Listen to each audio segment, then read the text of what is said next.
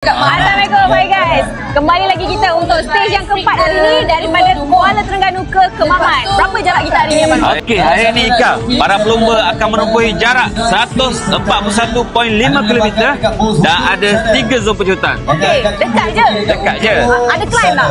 Ada pendakian tunggal di Bukit Kijal. Manja-manja lah. Manja-manja je sikit je. Hari ni Bukit Flat.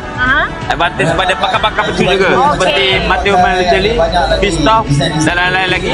Tidak lupa pada pelumba-pelumba lokal kita, Haris Saleh, Amin Jumari dan Izzat Halil. Ya, ini dekat tempat dia ni, Bob. Tempat dia, kampung halaman dia. Janji kita nak tengok anak tempat tak untuk naik podium hari ini. Ya, so jom kita layan race hari ni.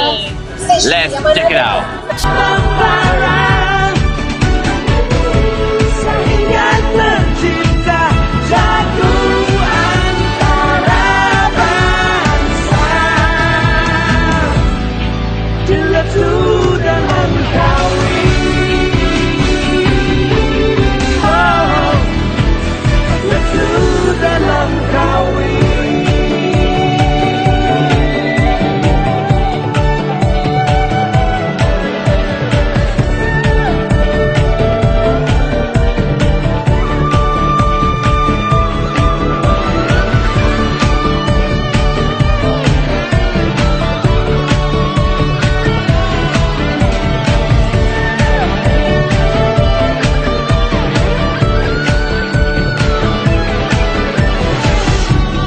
Assalamualaikum, bah.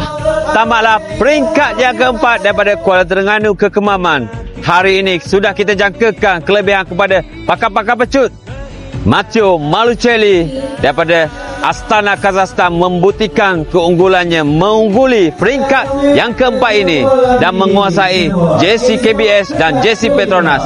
Jadi untuk peringkat yang esok, peringkat pendakian, kita tunggu siapakah yang akan memenangi peringkat yang kelima dari Temerloh ke Fraser Hill. Let's check it out.